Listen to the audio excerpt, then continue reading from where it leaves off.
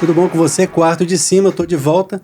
Hoje com uma pessoa que me deu até assim um pouquinho de medo de conversar. Mas olha, é uma pessoa que eu tenho certeza que vai ser uma conversa, um testemunho de fé muito bonito. A Gaída Dias. Deixa eu ler um pouquinho só de quem é Gaída Dias. É sócia proprietária do Grupo Cidade de Comunicação. Você sabe o que é isso? Ela junta aqui um monte de coisa. TV Cidade Fortaleza, emissora Record no Ceará, o portal de notícias GC+, é isso mesmo, né?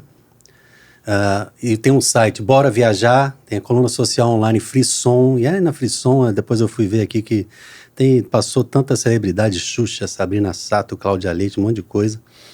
Tem a parte do rádio, Atlântico Sul FM, Cidade FM, Jovem Pan Fortaleza FM, Jovem Pan News Fortaleza FM, Vintage FM, 89 FM, que também o Ricardo Matos, amigo nosso que é da TV, falou também que, é uma coisa que eu vou perguntar lá na frente, você consegue usar o Terço da Misericórdia numa rádio secular, como a 89. Bom, muito mais, e muito mais. E tem um testemunho de fé, tem família, tem tudo. Vamos conversar sobre isso com a Gaída Dias. Muito obrigada pelo convite, Pedro. Super confortável, não tem nada que ter medo. Vou falar um pouquinho da minha experiência, do meu trabalho e do meu testemunho de vida. Obrigado por vir.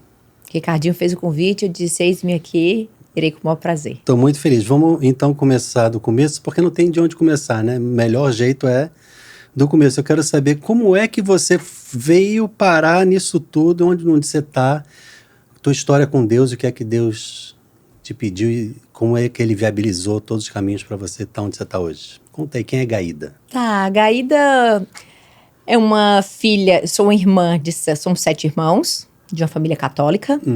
E desde que eu comecei a trabalhar, eu sempre busquei levar a Deus. Fiz parte de grupos de oração do Novo Caminho. Sou filha do Novo Caminho. Que legal. E tenho muito contato com as pessoas do Shalom. Adoro ser amiga de padre. E, na verdade, com o poder da comunicação que nós temos no grupo, foi algo que a gente sempre levou para todos. Poder levar a palavra de Deus, poder levar o testemunho de Nossa Senhora, que é uma pessoa que a gente se espelha tanto. E levamos a nossa fé para a comunicação, para a nossa empresa. E minha vida ela é regada de fé, de motivações. E eu posso dizer que de obediência. Eu acho que quando você obedece, isso eu discuti muito tempo com o Ricardo. O Ricardo trabalhou muito tempo comigo, somos família. Sou prima da esposa dele.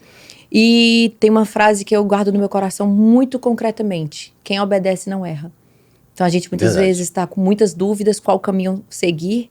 Eu sempre acompanhei as pessoas do Shalom que elas discerniam. A gente que não é do Shalom, a gente muitas vezes não tem esse entendimento tão profundo. Mas eu conseguia, no fundo, ter essa noção e quem obedece não erra. Interessante. Isso aí que você disse já ramifica para tanta coisa, né? Mas é porque é fundamento para a vida, isso tudo que você falou, né? Como é que você comprou o Grupo Cidade, você fundou, como é essa história? Não, na verdade foi fundada pelo meu pai e pelo meu avô, Miguel Dias e Patrolino Ribeiro. E aos 18 anos, o grupo hoje está rumo aos 50 anos. Então, aos 18 anos, eu passei na faculdade, me deu start de começar a trabalhar.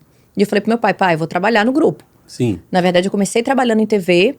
Depois de muitos anos, a gente acabou administrando as rádios. E em 2010, nós lançamos o portal GC+, e a coluna Frisson. Então, eu costumo dizer que a minha expertise é comunicação. Tanto TV, rádio, online, hoje com esse mundo tão dinâmico. E sempre trabalhei nos bastidores.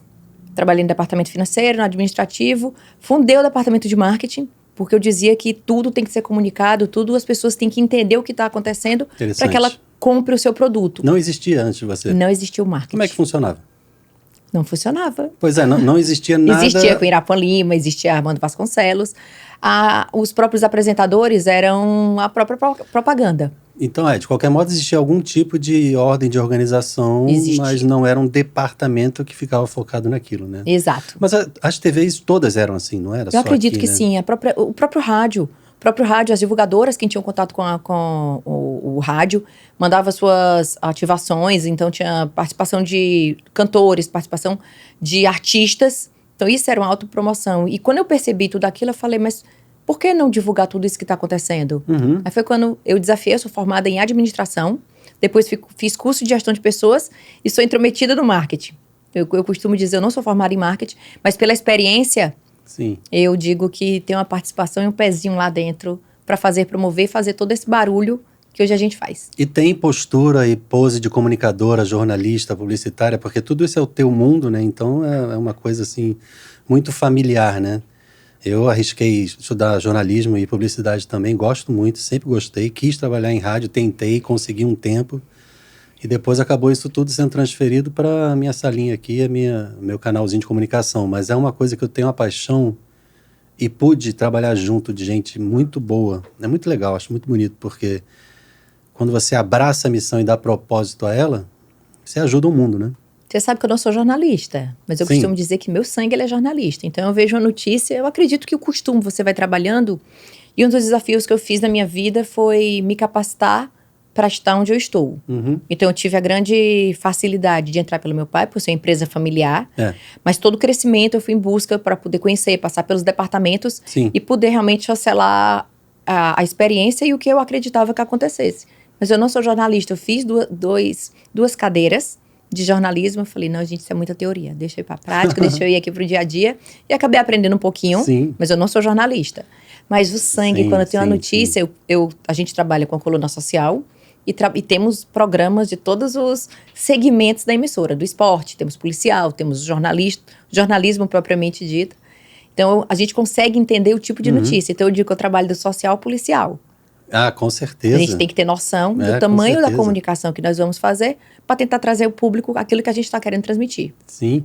Eu lembro, na faculdade, o Paulo Henrique Amorim foi dar uma palestra lá no Rio e ele falou, gente, na minha época não tinha curso de comunicação, a gente tinha que se virar, então eu estudava literatura, estudava história, estudava idioma, ficava antenado ao máximo com o que estava acontecendo no mundo e aí desenvolvia forma de escrever, forma de falar, quebrava a cara até ficar bom e pronto, né? Então, ele estava dizendo isso porque ele diz, uma faculdade é criada depois que existe uma demanda. Você não vai criar um curso para ver quem vai querer, né? Uhum. Então foi assim que nasceu a comunicação, assim como todos os outros, né? Mas é ainda assim ou não? Porque eu venho do Rio. No Rio, por exemplo, a Globo transformou uma emissora em algo muito maior, que talvez não tenha nenhum nome próprio, porque eles profissionalizam, eles capacitam as pessoas que querem trabalhar lá. E só entra lá estando capacitado ou passando pelo caminho do curso de capacitação deles, né? Que garante sempre uma qualidade. Uma qualidade, né? E um padrão de qualidade, né? Não é qualquer qualidade. Então, você acha que um profissional da comunicação é capaz de ser autodidata e ganhar um emprego ou não? Eu preciso ter o meu diploma que vai me garantir uma porta que vai se abrir? Então, hoje, como é exigido, teve uma época que qualquer pessoa podia ser jornalista e isso foi chancelado que não poderia mais. Ah, não pode mesmo? Então, não. Na certo. verdade, na TV, para a gente contratar uma pessoa para redação, para ser jornalista, a gente pede todos os dados para ter a mínima noção. Mas, vendo o histórico de televisão, de vários jornalistas de jornal, do impresso mesmo, existem muitas pessoas que foram pela experiência e pela capacidade de estudar e se desenvolver. Mas hoje nós exigimos isso, exceto apresentadores. Mas aí me conta a verdade, então. O pessoal do RH vai olhar e vai falar, Estácio? Não. Não importa qual é a... Principalmente na nossa gestão, é algo que currículo a gente exige para ter uma noção do curso que a pessoa está fazendo e de onde ela veio. Muitas vezes indicação ou a demissão de um veículo seja por outro motivo. Então eu tenho alguns cases na nossa empresa que chegaram pessoas que tinham sido demitidas de outros grupos e nós transformamos em grandes apresentadores, grandes jornalistas. Quer dizer, não queima o filme, vamos dizer assim, né? Não. Porque o que importa é... Sempre existe uma conversa nos bastidores para saber qual o motivo da saída, o que aconteceu, mas muitas vezes a pessoa não se dá com o chefe, muitas vezes tem problema de horário, tem problema com a família, então o horário do jornalista, ele tem que fazer aquele horário certo, porque o jornalismo ele tem que ir ao ar com notícias diárias todo santo dia. Tô falando de TV. No rádio, praticamente é assim. Hoje, online, ele tem uma flexibilidade, apesar que a gente tem que ter notícias factuais o tempo todo. Tem que estar atualizando constantemente. Sim. Mas funciona mais ou menos assim. Cada canal do grupo tem o seu setor ou existe um que controla tudo? Porque se eu quiser emprego na rede cidade, eu tenho que ir a algum lugar específico? Nós temos o grupo, então assim, no caso do jornalismo, é uma central de jornalismo para todas as emissoras. Então nós temos a central que ele vai selecionando o que é importante para a TV, o que é importante para o rádio, o que é importante para o online, porque tudo é prioridade. Mas existem os setores que são departamentalizados. Locutor é de cada rádio. Tem várias profissões, tem várias funções que é segmentado por empresa. Interessante. O marketing, por exemplo, a gente cuida de tudo. De todos, né? De todos. Que o marketing institucional. Mas deve ser uma equipe enorme, então, né? Não tanto. Porque eu fico imaginando uma imensidão de coisas assim, mas a gente tem que ter um andar inteiro só de marketing. Ai, quem dera. Mas não. Receba o universo. Imagina, né? A gente trabalha tanto com marketing institucional como marketing promocional, comercial. Mas se vira nos 30.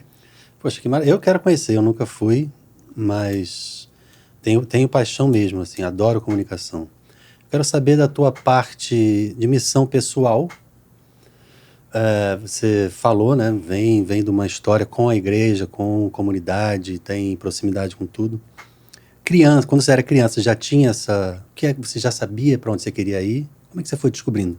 Nós tínhamos o hábito familiar de todo domingo à missa. Então era tradição lá na casa dos meus pais, todo domingo tínhamos que ir à missa. Eu lembro muitas vezes o padre falava, a gente não tinha noção. E depois que eu fiz grupo, eu passei a entender o real sentido da missa, passei a escutar a palavra, entender até para que aquela 1 hora, a gente diz assim, ai meu Deus, eu vou 1 hora para a missa, é muito tempo. Mas durante a semana, que tem 24 horas, são 7 dias, a gente se dedicar 1 hora, eu passei a entender a missa de uma forma diferente. Então me faz bem ir à missa. E assim que eu perdi meu pai em 2018, eu fiquei órfã, fiquei triste, fiquei algo... Para quem eu vou recorrer? Ninguém vai entender minha dor. Eu passei para missa diária. Então isso me fazia muito bem, ter aquele contato com Deus. Que maravilha. Eu me senti muito acolhida. E desde aí eu já tinha uma prática com Deus, de servir em grupo de oração. Sempre fui muito tocada. E eu costumo dizer que Deus sempre tocou o meu coração através de música. Meu copinho estava cheio, quando a música tocava, eu me emocionava. Sim. E eu tenho certeza que aquela presença de Deus tocando e confirmando que está ao meu lado. Absolutamente, né? Deus se utiliza do que é natural, do que Ele criou. Então, seja emoção ou qualquer outra coisa. Eu gosto de falar isso também, você tocou nesse assunto, porque o testemunho de conversão do meu avô materno é um pouco mais racional dele dizer, então, peraí, eu tenho que acreditar em Deus? Como assim? E ele foi atrás de um monge beneditino lá acho que não sei se era em São Paulo ou era no Rio. E ficou 3 anos atrás desse padre, todo dia, toda semana. Mas por que é isso? Por que está escrito assim? Por que não sei o que? Então existe esse tipo de conversão. Chegou numa altura que o padre disse, Paulo... Não tem mais explicação. Você já sabe, tudo que eu tenho para te dizer eu já te falei, agora você vai escolher ou não. E ele escolheu, sim. Então o padre disse, agora você vai passar a tua vida diariamente, missa e liturgia das horas, faz as orações pessoais através da liturgia das horas, da liturgia diária, e ele fez até o dia da sua morte, até quando ele conseguiu. Já a história da minha avó é outra coisa, é uma história de conversão mais pesada, de ter ido a lugares e feito coisas que não eram de Deus, e depois Deus resgata, né? E morreu super devota a Nossa Senhora. Então, Deus se utiliza da personalidade de cada um. Tem gente que é mais emocional, tem gente que é mais racional, né? E tudo é válido. Então, ouço pessoas dizendo... Já ouvi pessoas dizendo cruelmente, o pessoal do Shalom é um povo muito emocionado. E não é só isso, né? Existe a parte formativa, existe tudo, né? As comunidades novas todas têm tudo, não é só música e choro, mas tem. E é bom, eu sou musicista desde que nasci, então é a minha área, né? Amo. Mas eu estava querendo saber de você... Nesse teu caminho de conhecimento de Deus, Deus também vai revelando para você quem você é, o que Ele quer de você.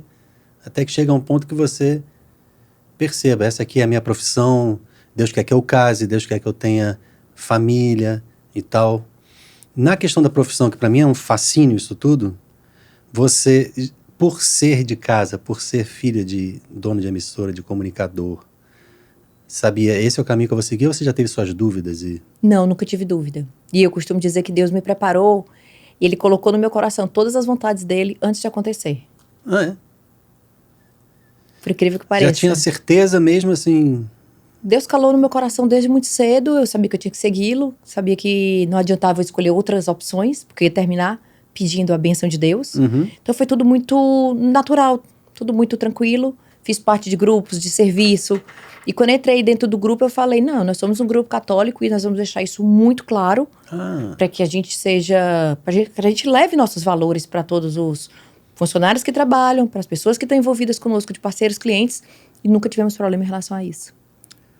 Eu imagino que Deus tenha ajudado até, né? Porque quando a gente assume de uma vez, então, não vou esconder Deus das coisas, né? Aí onde vem os grandes desafios, mas eu posso dizer que os meus desafios não foram nada tão difíceis quando você, eu costumo dizer, quando você obedece, você não erra. Então, quando você levanta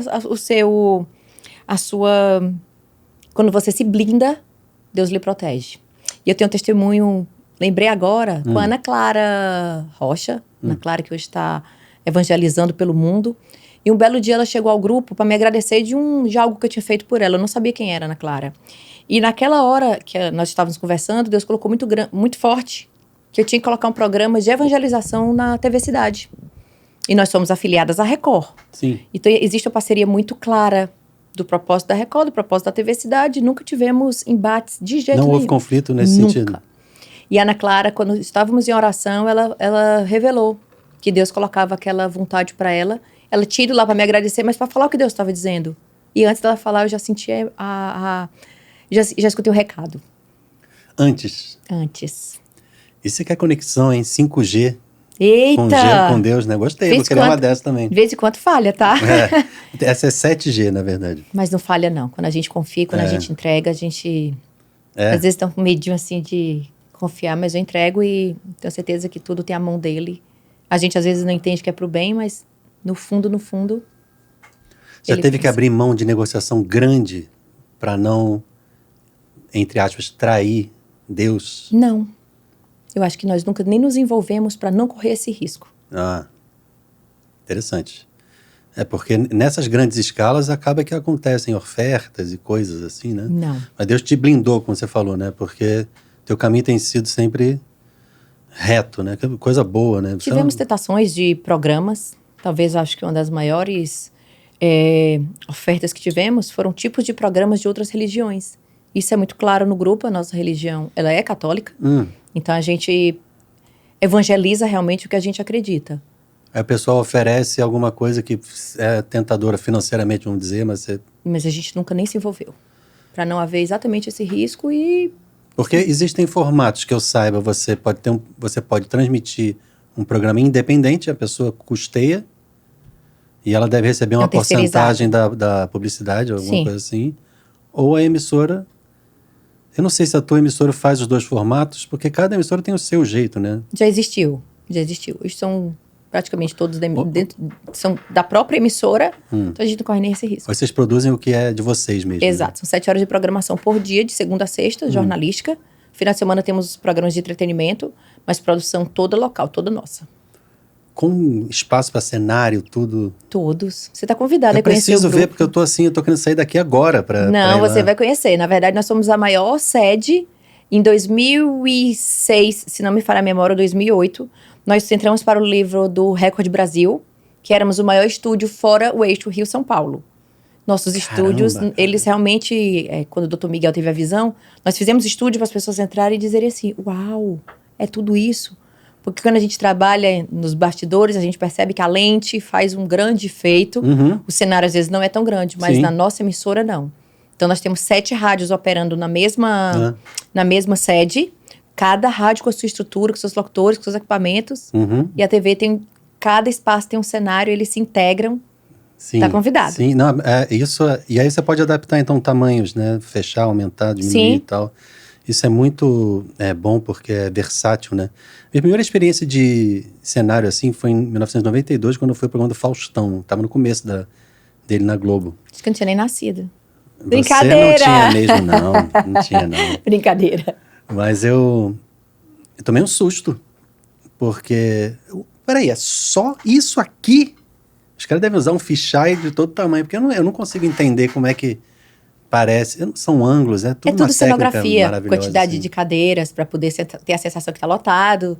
A gente que vai trabalhando com TV, a gente entende realmente. E o ângulo que parece que é mais longe do que e tal, e só pega daqui para cima, então nunca mostra tudo para não revelar o segredo da coisa, então é parcial. A gente faz diferente, a gente tanto mostra como a gente convida os telespectadores, ouvintes, para conhecer realmente nossa sede, porque ela, conhecendo muitas emissoras do Brasil, é encantador você ver o mundo dos bastidores. Sim, é lindo. E também tem uma beleza nisso, que é o que a gente tem é isso aqui, vamos fazer o melhor. Então, nem sempre eu preciso ter um negócio enorme. A gente consegue... O Jornal Nacional também era uma bancada menor que isso aqui.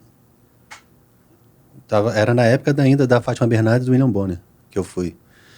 E aí era no andar superior e embaixo você via o pessoal da redação e tal, né? Mas era uma pranchinha de surf, assim, que eles sentavam atrás e... Lente poderosa. Nossa, mas muito bem feito, né? Muito bem feito. TV é um negócio muito bonito. É toda uma cenografia especial. E o teu testemunho pessoal com seus filhos, você quer contar um pouco? À vontade. Conta pra mim. O primeiro testemunho forte que eu tenho foi o do Miguel Neto. Então, decidimos engravidar, eu e meu marido. Quer engravidar, vamos engravidar. Eu fazia um tratamento de rim. Primeiro milagre foi esse, eu fazia um tratamento de rim há 8 anos, eu tomava antibiótico constante, porque eu tinha muita pielonefrite, então eu tinha uma inflamação de uma pedra, enfim. E aí eu fui consultar os médicos se eu podia engravidar, para ter continuidade nos remédios, e um dos médicos falou assim, Gaída, tu já tem 40 anos, 40 e pouco, faz uma inseminação que tu não vai engravidar não. E eu muito brincalhona, eu falei, doutor, deixa pelo menos eu tentar. E quando foi no primeiro mês eu engravidei. Aí eu falei, não, vou voltar lá e vou dizer pra ele que eu engravidei pelos métodos naturais. Peraí, você tinha 40 e pouco? Eu não tô entendendo. Tinha. Tá errada essa idade. Porque a cronologia ela vai descendo. Então hoje eu tenho 45 não faz anos. sentido isso. Não tô entendendo. Tenho 45. Sem medo de dizer, sem medo de falar a verdade, levar minha bagagem, os 3 filhos. E engravidei. Então, faz pouco tempo isso, então faz 3 anos? Miguel Neto tem 3 anos. Miguel Neto tem 3 anos. E eu tinha tido a gravidez na época da Sofia. Na época do Vitor Filho, eu tinha sido gravidez com descolamento. Então, eu já engravidei com todo cuidado, todos os protocolos para não ter nenhum tipo de sangramento. Com poucas semanas que eu estava grávida, eu tive o sangramento e fui fazer ultrassom para ver o nível do descolamento, se eu precisava ficar muito quieta. E na primeira ultrassom, eu descobri que o Miguel Neto tinha síndrome de Down. Na primeira ultrassom, eu já tive a notícia. E já dá para descobrir rápido assim? Foram com 12 semanas e o doutor fez a translucência no cal. Ele fazia a medição da translucência, do ducto nasal e do fêmur. A alteração deu mais ou menos 2,6, 2,7. E o normal era 2,5. Eu não entendo muito a medicina, mas eu acho que eu lembro que foram esses dados. Já é diferente, né? E aí eu já saí dali, liguei para minha obstetra e fui ao médico especialista e ele já falou, olha, tudo indica que o seu bebê tem síndrome de Down. E dali foram dias sem dormir, preocupada. O que é que Deus te falou nesses dias? Então, Deus queria me falar e eu não queria escutar. Isso aqui é interessante, né, nessas horas. Deus quis me falar e eu não queria escutar. E aí, como devota de Nossa Senhora, toda noite eu rezava, entregando a Deus e pedindo aquela conformação, sofrendo. Li na internet vários absurdos que eu indico qualquer mãe que tiver qualquer diagnóstico, não vai pra internet. Solto assim é perigo, né? Você não vai numa coisa específica médica, você vai num Google qualquer. É uma terra sem dono, todo mundo escreve o que quer. Cada um fala o que quer, né? E aí eu comecei rezando o texto, no mesmo dia me anunciou num grupo que nós temos de oração, Gaída tá grávida, tudo indica que o bebê tem síndrome de Down. Começamos a rezar. Eu tenho alguns testemunhos no meu Instagram, inclusive tem Gaída, se você colocar Gaída, hashtag Gaída Vela. Todo dia que eu ia rezar, a vela se transformava numa flor, o pavio se transformava em flor, se transformava em pétalas. O pavio? O pavio. Você tem isso, essa imagem? Tenho. Pedi a produção para pegar. Não, deixa eu ver isso aqui.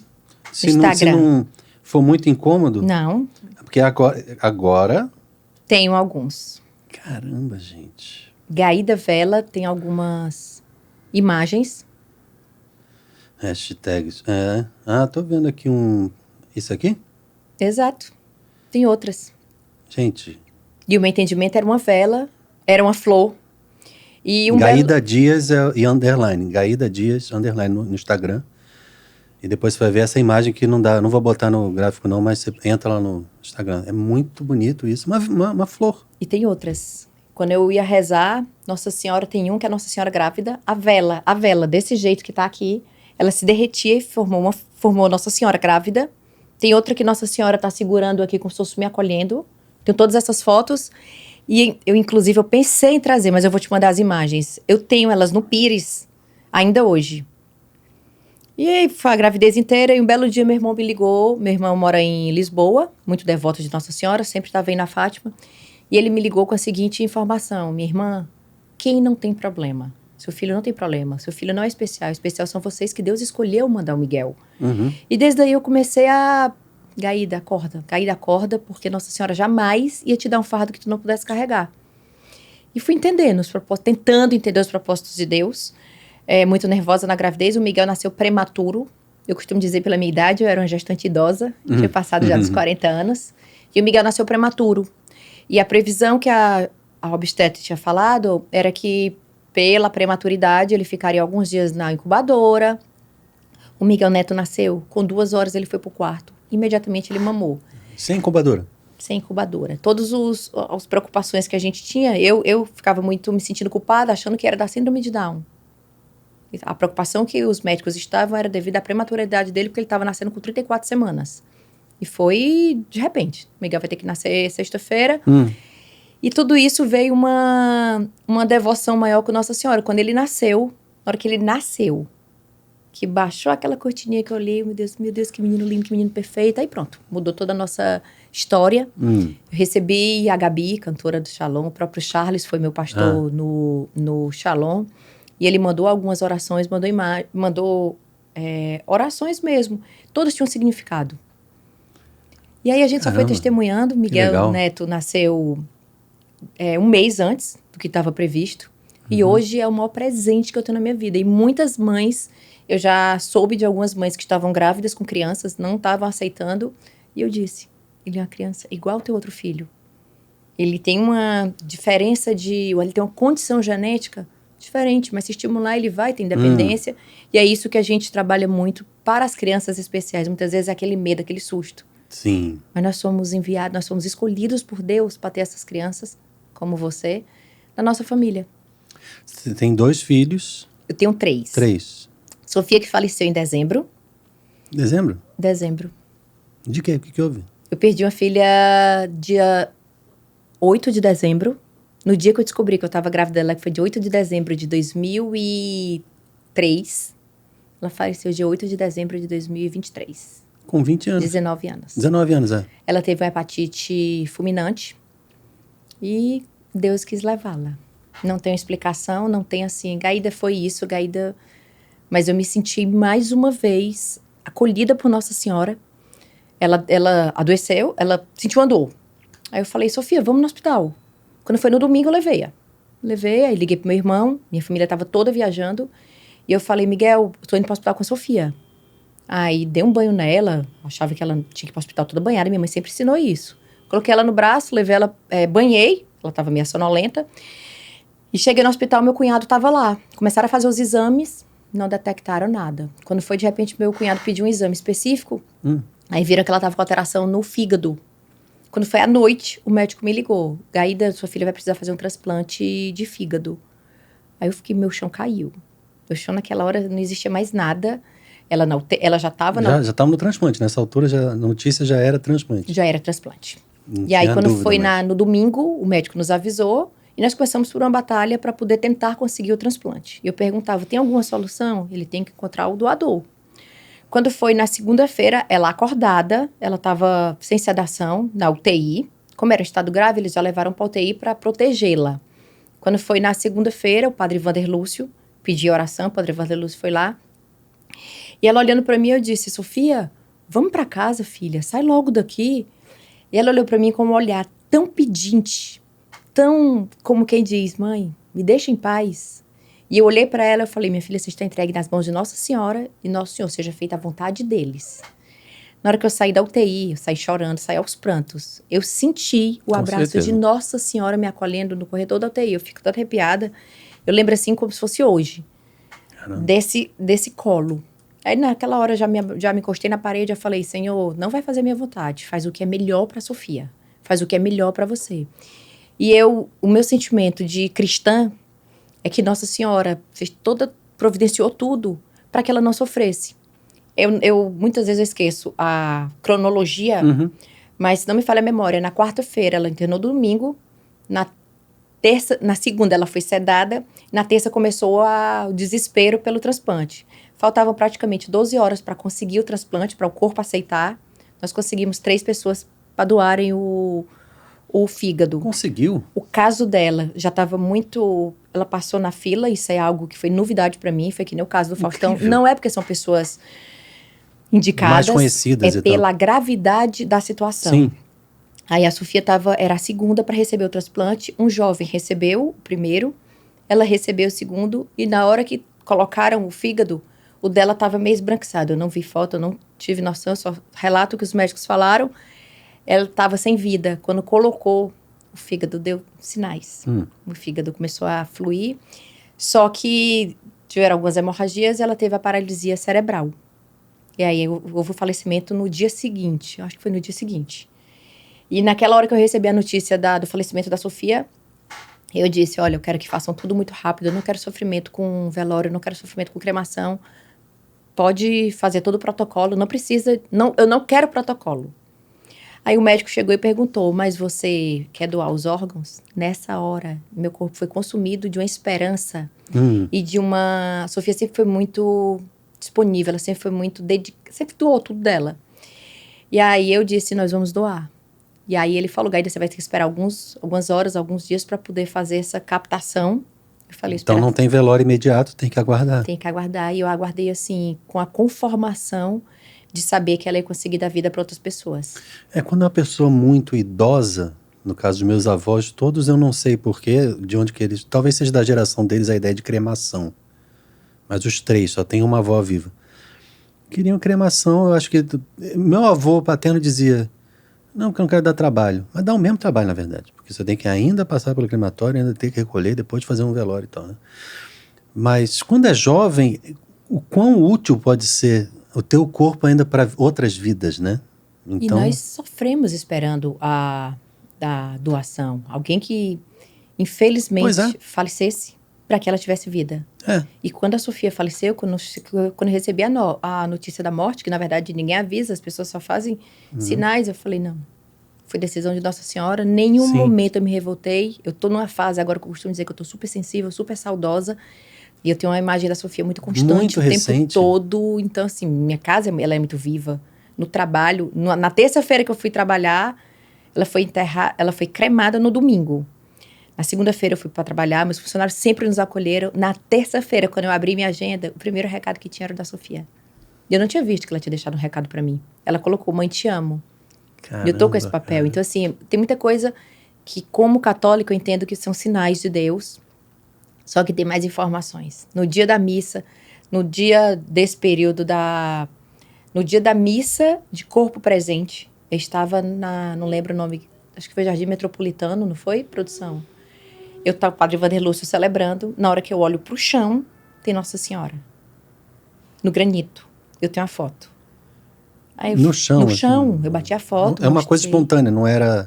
uma pintura que estava ali. Não, era o granito. Eu vi a imagem da Nossa Senhora. Eu perguntei, inclusive, minha cunhada, minha ex-cunhada, que era do Xalã, tu tá vendo? Aí ela, não. Eu falei, tu tá vendo Nossa Senhora aqui? Aí, mostrei. Falei, gente, Nossa Senhora. Depois daí tiveram vários sinais. Eu recebi muitas mimos de Nossa Senhora. Gaida, depois da flor, já não duvido de nada. Mas tem uma foto que eu vou pedir para lhe mostrar, que foi o resto de uma vela. Tem 2. Mostra coração sagrado, a família, a Sagrada Família, e tem uma vela que é Nossa Senhora, tenta achar do santuário da gente, que é Nossa Senhora. É perfeito. Então, assim, todos os momentos, quando eu tô mais triste, quando eu tô mais sensível, Nossa Senhora é quem tá cuidando. Então, nenhum momento realmente eu me revoltei. A saudade, ela é constante. Muitas coisas dão gatilho de você lembrar, Imagina. De você. Mas eu tenho certeza que foi o melhor que Deus fez. Não, eu que não tenho nada a ver com o assunto, tô assim, perplexo, como em tão pouco tempo você tá falando desse jeito, com sobriedade, com tranquilidade. É muito pouco tempo, porque não é natural ver filho morrer, é o contrário, né? Os filhos têm que se acostumar com os pais envelhecendo, né? E se despedir. Então isso é um testemunho de maturidade espiritual e fé, principalmente, porque não é uma maturidade intelectual, né? É uma experiência com Deus que te traz uma constituição O que é que Deus quer de você para te fazer passar por tudo isso? O que você acha? Você tem alguma resposta? A evangelização. A Sofia ela era muito ativa nas redes sociais, de ter 500 mil seguidores. Ela era muito TikTok. É mesmo? Sofia era exemplo, assim. Muitas pessoas chegavam. É a Sofia. E eu lembro demais que eu fiz um pedido para a Sofia. Sofia, vamos evangelizar? Tu alcança tantas pessoas, o mundo tá tão louco. Vamos mudar uma mensagem de Deus, de fé. E quando foi um belo dia, depois que a Sofia morreu, eu fui dar testemunho, inclusive, no grupo de jovens. E eu falei, filha, tu honrou o que eu te pedi. Tu tá evangelizando. E depois da partida da Sofia, muitos jovens se comoveram, muitas pessoas foram tocadas. Aí o milagre de Deus, o milagre mesmo da vida. E minha realização hoje, a Sofia conseguiu evangelizar depois de falecida. Você quer mostrar? Aqui a gente tá em casa, não tem problema não. Vamos ver, mostra aqui pra ela. Tô aqui, pode passar. Tô aqui, na igreja. Caramba! Eu fiz questão de registrar, porque quando você tá no auge do calor, da emoção, da saudade... Não, vocês têm que acessar esse... Esse é o que? É o que? É o Instagram? Esse tá no Instagram? Se não tiver, eu coloco já. Eu vou fazer uma postagem com esses testemunhos. E Deus sempre se tornou presente, se mostrou presente. Nós temos uma gruta na casa do meu pai. Então, assim, são mimos. Eu digo que são mimos de Nossa Senhora conosco, que não é só comigo. Eu sempre mostro para alguém ver, porque como eu estou muito consumida pela saudade, pela dor, pelo luto, eu digo, só eu estou vendo. Então, aqui a outra vela que... Pode clicar. O que é que eu tô vendo? Isso aqui é o quê? Não. Saiu os stories. Tá. É um anterior. Tá aqui. Isso aqui foi uma vela derretida. Que virou o quê? Isso é Nossa Senhora. Tá aqui a coroinha dela. O rosto de Nossa Senhora de lado, de perfil. Caramba. Olha, vocês têm que ver. Qual é a câmera que tá do meio? Vocês têm que ver isso aí. A Gaída, acho que vai... Se não tem, vai postar. Porque cada foto... Eu vou mostrar pra vocês. Cada foto. Não adianta botar aqui. Vocês têm que ir lá no canal e olhar. E os sinais de Deus... A presença sempre foi muito clara, muito nítida. Tô há um mês de falecimento da Sofia. Fui a Portugal. Minha mãe me levou para o Santuário de Fátima. Quando a gente chega no Santuário de Fátima, do nada, parece o Padre Fábio de Mello. Minha filha, vem receber uma bênção do Padre Fábio. Eu falei, como assim? Aqui? Então, eu costumo dizer que Nossa Senhora vai me mimando, tá me colocando no colo. E vocês se conhecem? Não. Conheceram lá? Não, assim? lá. E eu costumo dizer, eu tenho isso, que Deus me usa para poder evangelizar. Mas com certeza, isso aí não dá para ter dúvida, não. Porque é um negócio... Mas eu não sou forte, eu digo que Nossa Senhora que me torna forte. Tem dias que eu tô acabada, mas assim, se eu tiver vontade de chorar no trabalho, eu choro. Se eu tiver abafada, eu não maqueio e eu não disfarço. Até porque a dor, ela tá constantemente dentro de mim, a gente vai mudando o foco muitas vezes para eu não me entregar. Porque eu tenho meu marido, eu tenho 2 filhos para poder... Eles estão vivos. Então, eu também não me policio no sentido de que eu não vou me cuidar porque a Sofia faleceu. Não. Dá vontade de parar. Eu tenho esse perfil, assim, melancólico de... Cara, tá dando algo muito errado na minha vida, eu tenho vontade de fazer nada. Aquela coisa da depressão. Mas isso não é uma opção que é útil para nada, né? E o que Deus quer é justamente o contrário. É a perseverança na prova. Então, eu vou te dar uma prova. Mas é pesado demais. Será? Se Deus deu é porque... A gente você aguenta, né? E então a Sofia evangelizou. Mas ela não tinha um contato com a igreja como você tinha? Tinha. Só não fazia as evangelizações. Ela só postava outras coisas no TikTok, evangelização, que era o meu sonho. Ela não evangelizava. Sim. Mas ela... Aí você falou, ela começou a... Não, depois que ela faleceu. Entendi. A evangelização da Sofia nas redes sociais vieram depois que ela faleceu. Porque eu achei que, quando você contou, que ela... Logo no finzinho, assim, já estava fazendo alguma coisa. Mas ela tinha um super público, então... Quer dizer, foi uma coisa que Deus planejou. Porque, imagina, 500 mil de pessoas. Assim que houve o falecimento da Sofia, ela foi notícia em muitos jornais locais, nacionais e internacionais. Eu lembro que o Tô Cavalcante, que é amigo de TV, mandou uma postagem que a People tinha feito do falecimento dela. Caramba! Tomou uma proporção que eu não tinha noção, não tinha mesmo.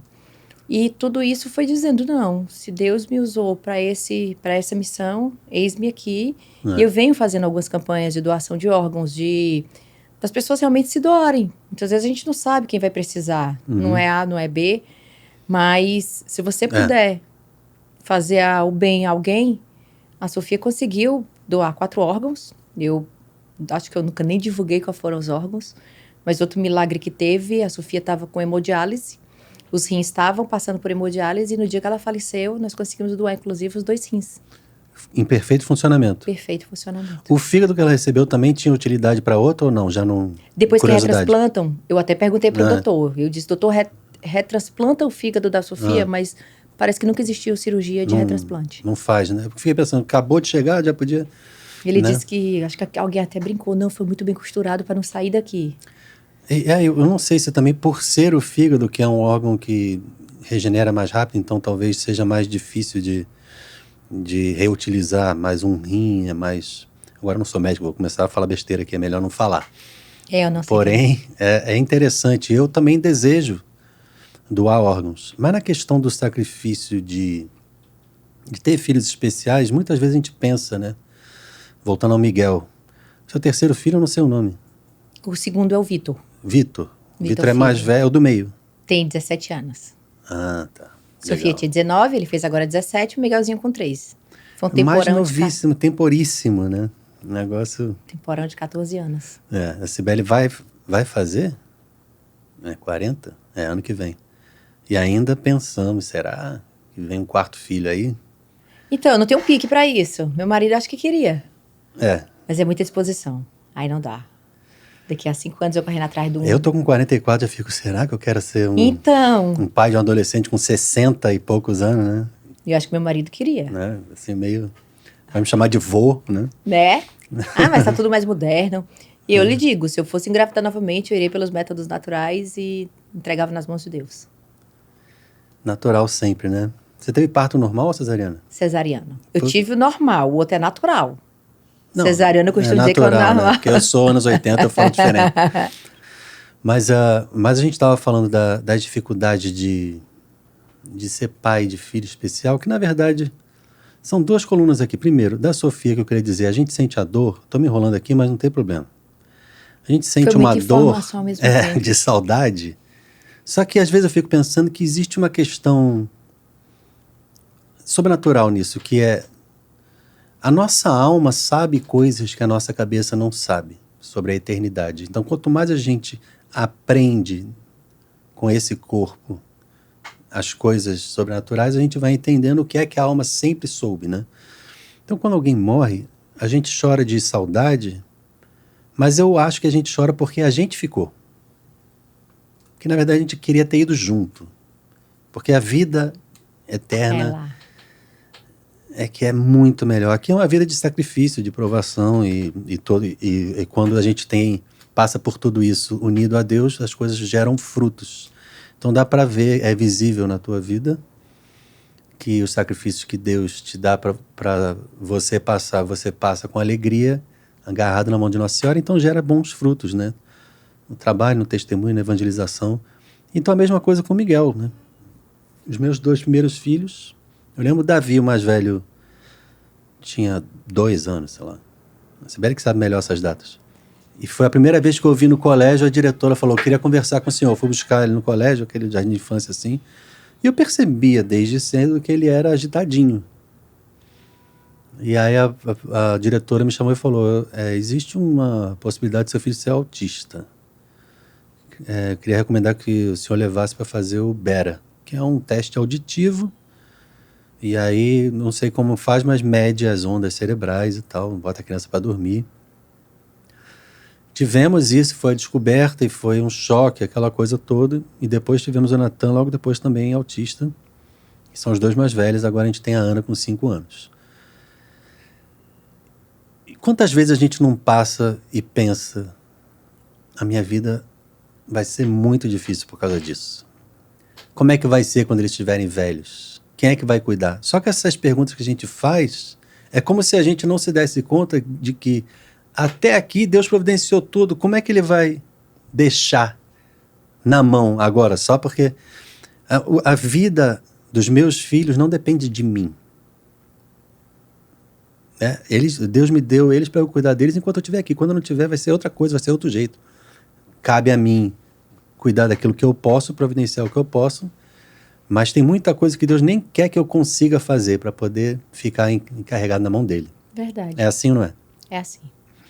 Tua experiência com a tua filha, com teu filho também é assim, né? Com certeza. Muita coisa, né? A gente busca independência, a gente busca... E quando a gente partir? Como é que vai ficar o Miguel?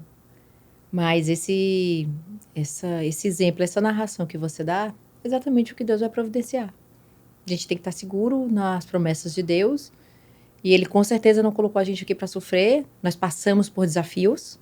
Muitas vezes alguém se pergunta por que eu. Nenhum momento eu perguntei. Pelo contrário, teve uma missa agora recente, e eu vendo o sofrimento da minha mãe e da minha irmã, inclusive com saudade da Sofia, eu falei para Nossa Senhora, obrigada por ter sido eu. Por ter essa capacidade de superar, de suportar.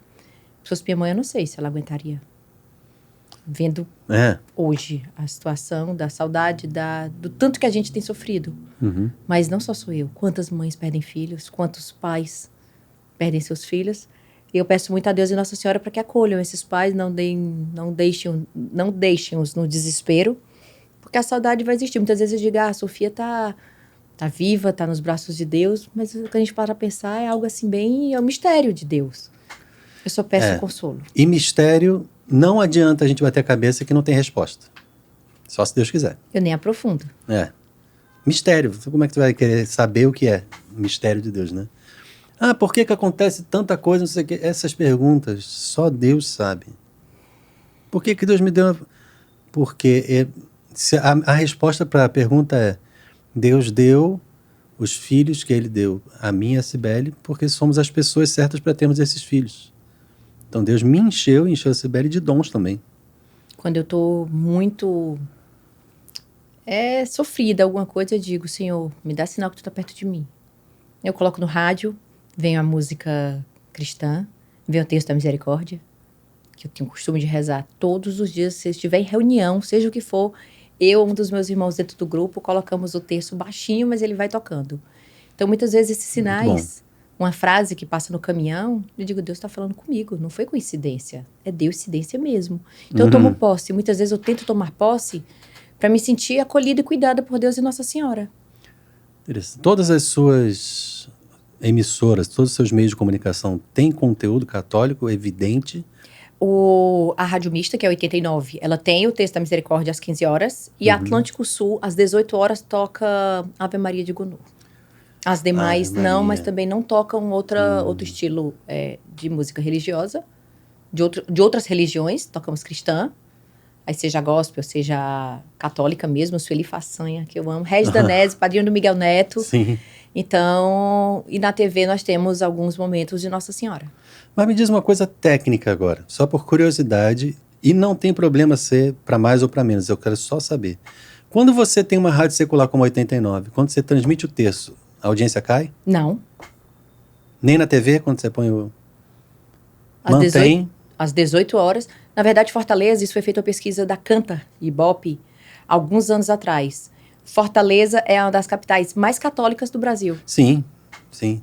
Talvez seja a mais. Então, nós temos essa prática exatamente, se a nossa população tem essa cultura, nós temos as músicas cristãs. Na verdade, a 89 era a rádio mista, mas ela não toca o pancadão. Não toca nada que tenha uma mensagem moral, não. Então é um repertório selecionado mesmo. Por mais que seja música secular, pop, seja o que for, às vezes passa a gente pelo crivo. 9 horas, quando começa o programa da Luciana Ribeiro, ela começa com uma música cristã e depois vem uma sertaneja. Aí vem uma música, por exemplo, da Anitta, uma Cláudia Leite.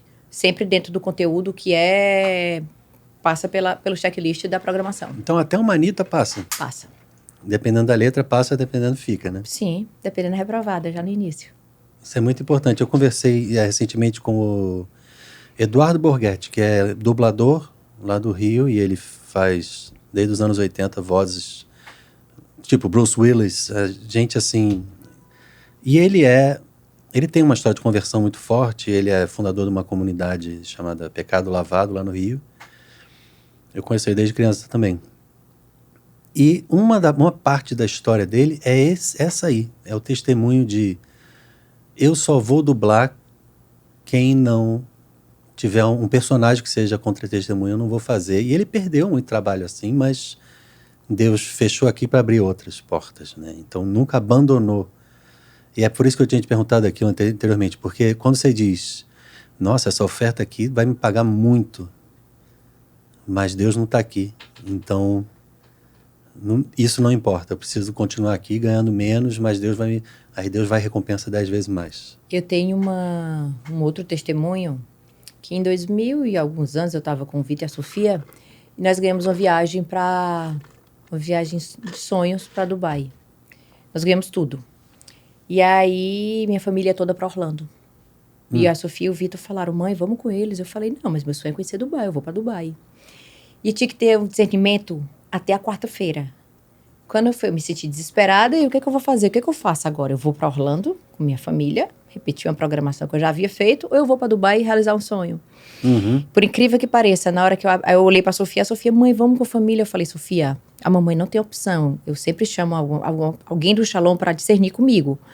Nesse dia eu abri a Bíblia com ela. Eu falei, filha, vamos rezar, eu vou orar em línguas, nós vamos rezar juntas para a gente ver o que é que Deus fala. A resposta de Deus foi tão clara que eu tinha que estar com a família e repetir Orlando. E naquela hora eu disse assim, isso pode ser um presente ou pode ser uma tentação. Então, muitas vezes, quando chega um contrato, fazendo esse comparativo, muitas vezes a gente pode achar que é a salvação do mundo e, na verdade, pode ser a tentação. Então, você tem que ter esse discernimento muito claro. Exatamente. Será que são 30 moedas de prata para a ocasião errada? Exatamente isso.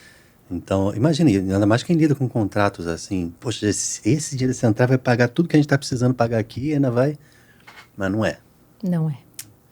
Cara, que coisa bonita eu poder testemunhar uma rede de comunicação. Não é uma rádio ou uma emissora de TV. Toda consagrada a Deus. Toda. Já era assim antes de você? Sim. Meu pai nasceu no dia 13 de maio. Legal. Ele nasceu no dia 13 de maio, dia de Nossa Senhora. E depois do falecimento dele, meus irmãos todos, que já trabalhavam na comunicação, todos levantam a bandeira. Se um está mais fraco, o outro vai lá e fortalece. Padre Vanderlúcio tem programa na rádio, então ele sempre está lá dentro do grupo, dando bênção, evangelizando com todo mundo. É algo que não é só de mim, são todos. São todos. Então é uma família separada para Deus. Mesmo antes de você, seu pai, né, todo mundo. Eu não sou a mais velha, tá? E não é mais velha. Eu não sou a mais velha. Eu fui a primeira a começar a trabalhar, mas depois todos começaram e todos têm o mesmo propósito. Como é que você chegou a ser presidente? Não sou presidente, eu sou a barulhenta. Sócia proprietária? Sócia proprietária e a mais barulhenta dos irmãos. Quem é presidente? Como é que é o nome? Miguel, meu irmão mais velho. Ah, o teu irmão. Ele quem sucedeu meu pai. Mas porque herdou, né? Ele foi escolhido por nós. Mas eu imagino que não seja pai. justamente isso. Não é tipo, então você herdou... Existe uma capacitação, existe uma prova de que... Sim.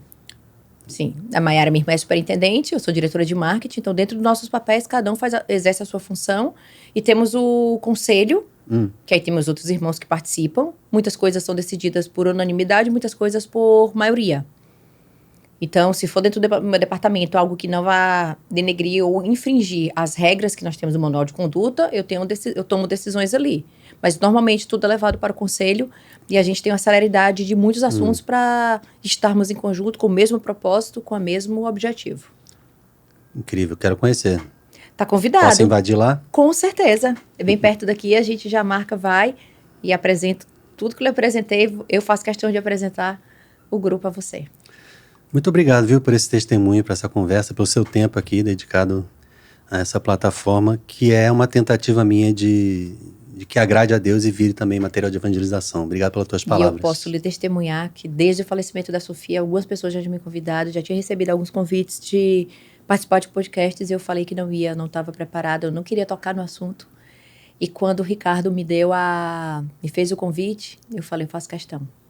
Poxa. E hoje... A gente marcou essa entrevista já tem uns 15 dias, 20 dias. E hoje foi o dia do aniversário do Vitor Filho. E eu falei, eu vou. Eis-me aqui, porque eu sinto o chamado de Deus. E assim, todas as entrevistas eu fico muito nervosa, como eu lhe falei no começo. Mas quando a gente coloca Deus adiante do nosso propósito, nosso objetivo, continuar aqui mais 2 horas falando. É, com certeza. De boa. Parabéns para ele também. Obrigada, obrigada. E parabéns para você e para sua família pelo testemunho de vida, de evangelização. E Deus abençoe vocês. Reze por mim. Um grande abraço. Obrigada, viu? Gente, obrigado pela audiência de vocês. Se você curtiu, deixe o seu comentário, pega esse link e compartilha, porque você vai ajudar a evangelizar. Então manda pelo WhatsApp, manda pro teu grupo de oração, pro teu ministério também, tá bom? Deus abençoe. Shalom.